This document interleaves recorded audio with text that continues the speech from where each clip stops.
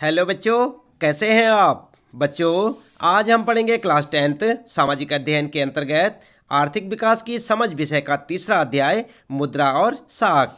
हम आपको बताएंगे बच्चों इस पाठ से संबंधित प्रश्नों के उत्तर। तो चलिए शुरू करते हैं। सबसे पहला प्रश्न है यहाँ पर आपका, जोखिम वाली परिस्थितियों में ऋण कर्जदार के लिए और समस्याएं खड़ी कर सकता है, स्पष्ट कीजिए। तो आप उत्तर में लिख सकते हैं बच्चों, रोजमर्रा की जिंदगी में बहुत सी गतिविधियों में ऐसे बहुत से सौदे होते हैं जहां किसी न किसी रूप में ऋण का प्रयोग होता है। ग्रामीण क्षेत्रों में कर्ज की मुख्य मांग फसल उगाने के लिए होती है।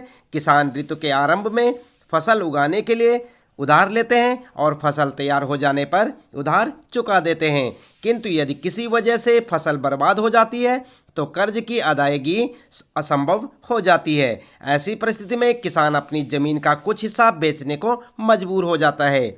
इस प्रकार इस जोखिम वाली परिस्थिति में कर्जदार के लिए ऋण लेने से कई समस्याएं उत्पन्न हो जाती हैं और उसकी कमाई बढ़ने की बजाय उसकी स्थिति और बदतर हो जाती है। ठीक है, तो इस प्रकार से आप अपने पहले प्रश्न का उत्तर लिख सकते हैं बच्चों। इसके बाद फिर आता है आपका दूसरा प्रश्न है यहाँ पर, और इसमें कहा है मुद्रा आवश्यकताओं के दोहरे संयोग की समस्या को किस तरह सुलझाती है, अपनी ओर से उदाहरण देकर समझाइए। तो आप उत्तर में लिख सकते हैं बच्चों, वस्तु विनिमय प्रणाली में मुद्रा का प्रयोग किए बिना सीधे वस्तुओं का आदान प्रदान किया जाता था। आई बात समझ में? ये तो आप भी जानते हैं कि वस्तु विनिमय प्रणाली क्या होती है। ऐसी स्थिति में मांगों का दोहरा संयोग होना आवश्यक था। उदाहरण के लिए, यदि किसी कपड़ा व्यापारी को चावल चाहिए तो उसे ऐसे किसान को खोजना होगा जो चावल के बदले कपड़े खरीदना चाहता हो। इस समस्या का समाधान मुद्रा का प्रयोग करके किया जाता है। मुद्रा मांगों के दोहरे संयोग की समस्या को समाप्त कर देती है। मुद्रा विनिमय प्रक्रिया में मध्यस्थता का काम करती है। इसे विनिमय का माध्यम भी कहा जाता है। आई बात समझ में? यह है आपका दूसरे प्रश्न का उत्तर। आप इसे याद भी करें साथ साथ बच्चों।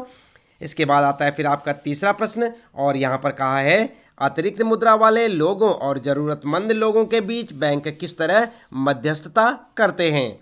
उत्तर क्या लिखेंगे? उत्तर में आप लिख सकते हैं बच्चों, अतिरिक्त मुद्रा वाले व्यक्ति अपनी मुद्रा को बैंकों में अपने नाम से खाता खोलकर जमा कर देते हैं। बैंक ये निक्षेप स्वीकार करते हैं और इस पर सूद भी देते हैं। इस तरह लोगों की मुद्रा बैंकों के पास सुरक्षित रहती है और इस पर सूद भी मिलता है। लोगों को इसमें से जब चाहे मुद्रा निकालने की सुविधा भी प्रदान की जाती है। बैंक इस जमा राशि को केवल 15% हिस्सा नगद के रूप में अपने पास रखते हैं। बैंक जमा राशि के प्रमुख भाग को कर्ज देने के लिए इस्तेमाल करते हैं। विभिन्न आर्थिक गतिविधियों के लिए कर्ज की बहुत मांग रहती है। बैंक लोगों को कर्ज देता है और उन पर ब्याज लगाता है। इस प्रकार बैंक दो गुटों के बीच मध्यस्थता का काम करते हैं। ठीक है, तो इस प्रकार से आपका तीसरा प्रश्न और उसका उत्तर आप लिख सकते हैं। फिर आता है बच्चों चौथा प्रश्न है यहाँ पर, और इसमें कहा है 10 रुपए के नोट को देखिए। इसके ऊपर क्या लिखा है, क्या आप इस कथन की व्याख्या कर सकते हैं? तो उत्तर में क्या लिखेंगे? उत्तर में आप लिख सकते हैं, 10 रुपए के नोट के ऊपर लिखा है भारतीय रिजर्व बैंक। यही लिखा होता है ना। इसका अर्थ है कि भारतीय रिजर्व बैंक केंद्रीय सरकार की तरफ से करेंसी नोट जारी करता है। भारतीय कानून के अनुसार किसी व्यक्ति या संस्था को मुद्रा जारी करने की इजाज़त नहीं है। इसके अलावा कानून रुपयों को विनिमय के माध्यम के रूप में इस्तेमाल करने की वैधता प्रदान करता है। भारत में रुपये को सौदों में अदायगी करने से मना नहीं किया जा सकता। ठीक है, तो आप लिख सकते हैं ना। इसी प्रकार से लिखेंगे और साथ साथ याद भी करेंगे। इसके बाद बच्चों फिर आता है पांचवा प्रश्न, हमें भारत में ऋण के औपचारिक स्रोतों को बढ़ाने की क्यों ज़रूरत है।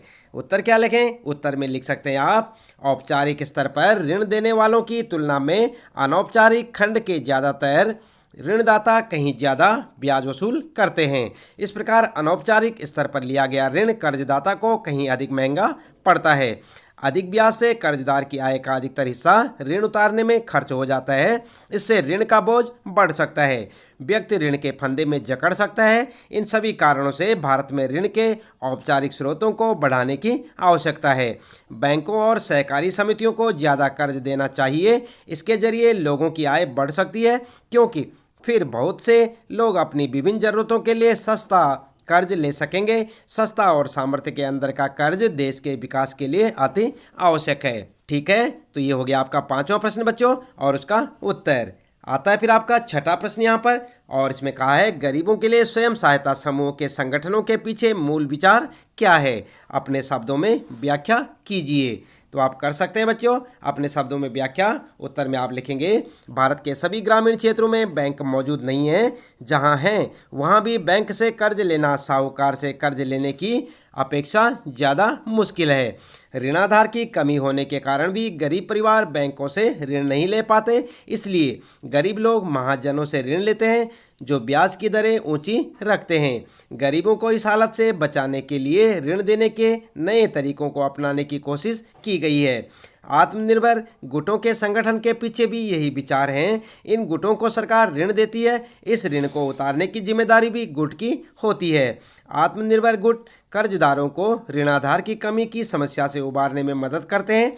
उन्हें समयानुसार विभिन्न लक्ष्यों के लिए एक यथोचित ब्याज दर पर ऋण मिल जाता है। इससे गांव के पुरुष व महिलाएं स्वावलंबी बन जाते हैं। गुट की नियमित बैठकों के जरिए लोगों को एक माध्यम मिलता है जहां वे तरह तरह के सामाजिक विषयों जैसे स्वास्थ्य, पोषण और हिंसा इत्यादि पर आपस में चर्चा कर पाते हैं। आई बात समझ में? इसके बाद आता है फिर आपका 7वां प्रश्न बच्चों, और यहाँ पर पूछा है क्या कारण है कि बैंक कुछ कर्जदारों को कर्ज देने के लिए तैयार नहीं होते? तो आप जानते हैं क्यों नहीं होते। उत्तर में आप लिख सकते हैं बच्चों बैंक कुछ कर्जदारों को कर्ज देने के लिए तैयार नहीं होते जो कर्जदार ऋण की शर्तें पूरी नहीं कर पाते। बैंक उन्हें कर्ज नहीं देते। ब्याज दर, संपत्ति और कागजात की मांग और भुगतान के तरीके, इन सबको मिलाकर ऋण की शर्त कहा जाता है।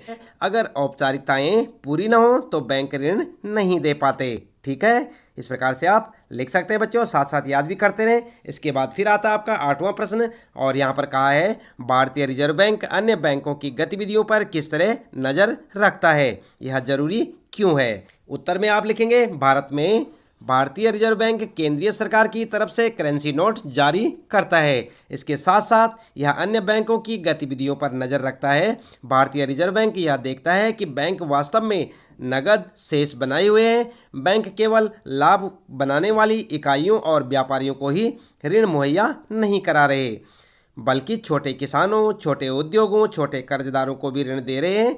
समय समय पर बैंकों को आरबीआई को यह जानकारी देनी पड़ती है कि वे कितना और किन को ऋण दे रहे हैं और उसकी ब्याज की दरें क्या हैं। यह इसलिए ज़रूरी है ताकि ऋण की सुविधा सभी को मिलती रहे। ठीक है, इस प्रकार से आप अपने इस प्रश्न का उत्तर लिख सकते हैं बच्चों। 8वां प्रश्न था ये आपका, और इसके बाद फिर आता है 9वां प्रश्न, विकास में ऋण की भूमिका का विश्लेषण कीजिए। उत्तर में आप लिखेंगे हमारे जीवन की बहुत सी गतिविधियों में ऐसे बहुत से सौदे होते हैं जहां किसी न किसी रूप में ऋण का प्रयोग होता है। ऋण उधार से हमारा तात्पर्य एक सहमति से है जहां उधारदाता कर्जदार को धन, वस्तुएं और सेवाएं मुहैया कराता है और बदले में कर्जदार से भुगतान करने का वादा लेता है। ऋण उत्पादक की कार्यशील पूंजी की जरूरत को पूरा करता है, उसे उत्पादन के कार्यशील खर्चे तथा उत्पादन को समय समय पर खत्म करने में मदद करता है। इसके जरिए वह अपनी कमाई बढ़ा पाता है। इस स्थिति में ऋण एक महत्वपूर्ण और सकारात्मक भूमिका अदा करता है। ठीक है, तो इस प्रकार से आप लिख सकते हैं अपने 9वें प्रश्न का उत्तर। इसके बाद फिर आता है आपका 10वां प्रश्न यहाँ पर बच्चों, और इसमें कहा है मानव को एक छोटा व्यवसाय करने के लिए ऋण की जरूरत है। मानव किस आधार पर यह निश्चित करेगा कि उसे यह ऋण बैंक से लेना चाहिए या साहूकार से? चर्चा कीजिए। तो यहाँ पर आप अपने हिसाब से भी उत्तर लिख सकते हैं बच्चों, और चाहे तो ऐसे लिखें। उत्तर लिखेंगे मानव को एक छोटा व्यवसाय शुरू करना है, इसके लिए वह ऋण किससे ले? इसके लिए उसे दोनों ऋण स्थितियों की तुलना करनी होगी। यदि वह साहूकार से ऋण लेगा तो साहूकार अधिक ब्याज की दर पर ऋण देगा। वह नाजायज़ तरीक़ों से अपने पैसे वापस लेने की कोशिश कर सकता है। उसकी गतिविधियों पर देखरेख करने वाली कोई संस्था नहीं है। यदि वह बैंक से ऋण लेगा तो उसे सीमित ब्याज पर ऋण मिलेगा। इसके जरिए उसकी आय बढ़ सकती है। बैंक से सस्ता और सामर्थ्य के अंदर का कर्ज मिलता है, इसलिए मानव को अपने व्यवसाय के लिए बैंक से ही कर्ज लेना चाहिए। आई बात समझ में? इस प्रकार से आप लिख सकते हैं बच्चों, और चाहे तो अपने हिसाब से भी। इसके बाद फिर आता आपका 11वां प्रश्न है यहाँ पर। भारत में 80% किसान छोटे किसान हैं जिन्हें खेती करने के लिए ऋण की ज़रूरत होती है। और फिर क है यहाँ पर, बैंक छोटे किसानों को ऋण देने से क्यों हिचकिचा सकते हैं। अगला है ख, वे दूसरे स्रोत कौन से हैं जिनसे छोटे किसान कर्ज ले सकते हैं। फिर है ग, उदाहरण देकर स्पष्ट कीजिए कि किस तरह ऋण की शर्तें छोटे किसानों के प्रतिकूल हो सकती हैं। और घ है, सुझाव दीजिए कि किस तरह छोटे किसानों को सस्ता ऋण उपलब्ध कराया जा सकता है।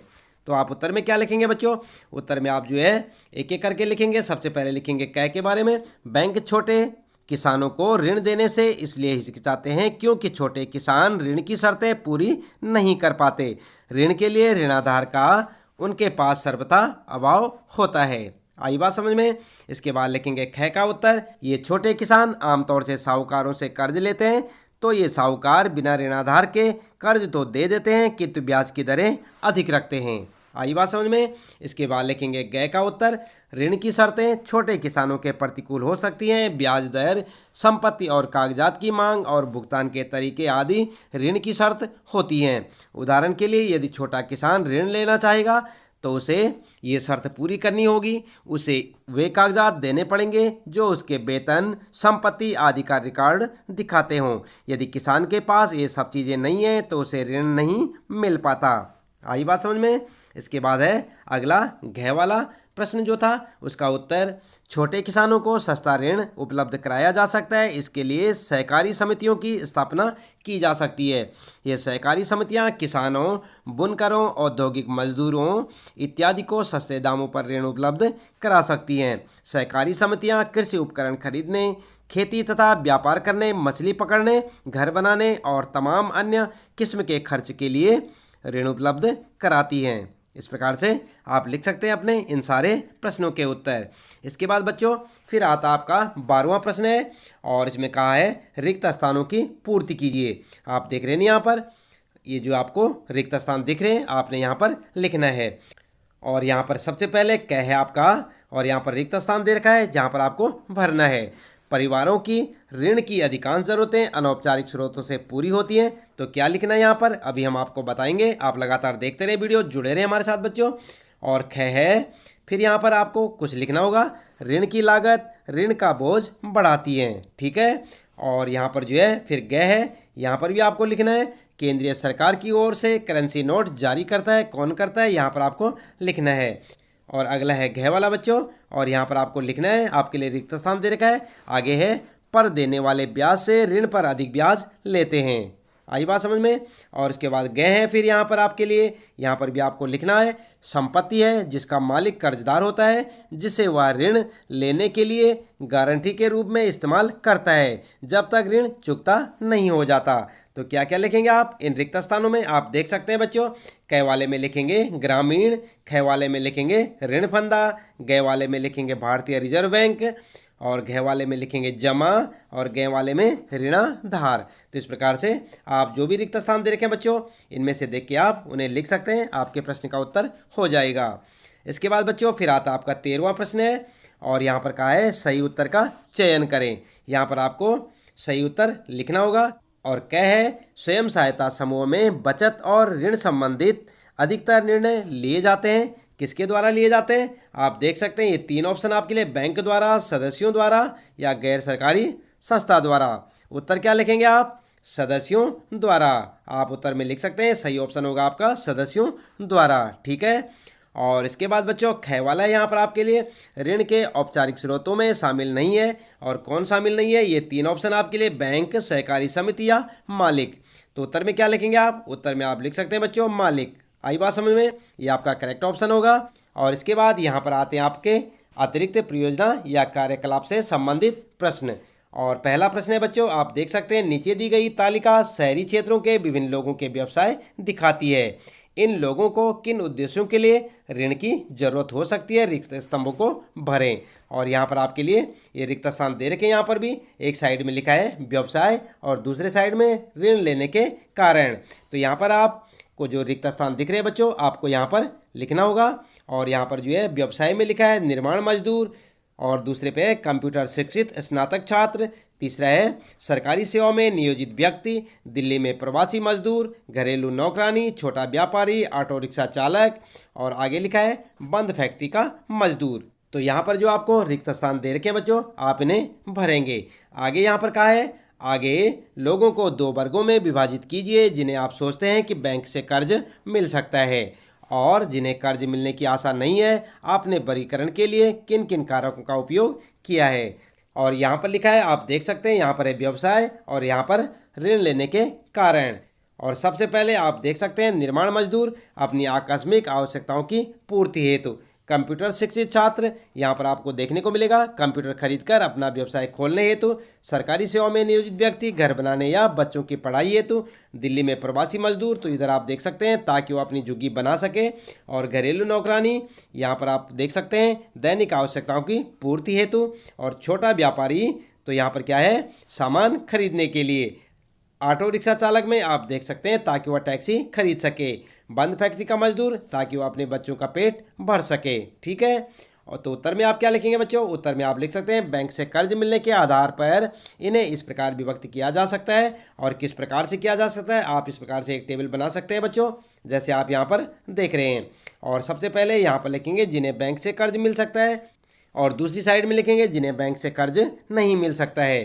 किस किस को, कंप्यूटर शिक्षित छात्र को मिल सकता है बच्चों, सरकारी सेवा में नियोजित व्यक्ति को कर्ज मिल सकता है, छोटे व्यापारी को कर्ज मिल सकता है, ऑटो रिक्शा चालक को कर्ज मिल सकता है। और किन्हें नहीं मिल सकता, इस साइड में आप देख सकते हैं, निर्माण मजदूर को नहीं मिल सकता, दिल्ली में प्रवासी मजदूर को कर्ज नहीं मिल सकता, घरेलू नौकरानी को कर्ज नहीं मिल सकता, और बंद फैक्ट्री का मजदूर जिसे कर्ज नहीं मिल सकता। इस प्रकार से आप अपना उत्तर लिख सकते हैं बच्चों। और साथ साथ आप ध्यान दें, यह वर्गीकरण इस आधार पर किया गया है कि जो लोग बैंक का कर्ज वापस कर सकते हैं उन्हें ऋण मिलने की संभावना है। आई बात समझ में। और जैसे कि आप देख सकते हैं, सरकारी सेवा में लगा व्यक्ति हर महीने एक निश्चित पैसे कमा रहा है, इसलिए वह कर्ज चुका सकता है, जबकि जिसके कर्ज चुकाने की संभावना नहीं है उसे कर्ज नहीं मिल सकता। जैसे घरेलू नौकरानी या मजदूर, ये इतना पैसा नहीं कमा पाते कि अपनी दैनिक ज़रूरतों को पूरा कर सकें, तो फिर इनसे कर्ज चुकाने की उम्मीद कैसे की जा सकती है। आई बात समझ में। इस प्रकार से आप अपने इस प्रश्न का उत्तर लिख सकते हैं बच्चों। इसके साथ ही इस पाठ से संबंधित प्रश्नों के उत्तर यहाँ पर समाप्त होते हैं। उम्मीद है कि आपको अच्छे से समझ आए होंगे। इसी प्रकार लगातार कक्षा 10 सामाजिक अध्ययन के अंतर्गत आर्थिक विकास की समझ पाठ के सभी प्रश्न उत्तरों को जानने के लिए लगातार जुड़े रहे हमारे साथ। और यदि आप चैनल में पहली बार आए हैं तो चैनल को सब्सक्राइब अवश्य कर दें, बेल आइकन भी दबा दें बच्चों, ताकि आपको आने वाली प्रत्येक पाठ की वीडियो की नोटिफिकेशन मिलती रहे। मिलते हैं फिर अगले पाठ में, नई वीडियो में, नए पाठ के कुछ नए प्रश्न उत्तरों के साथ।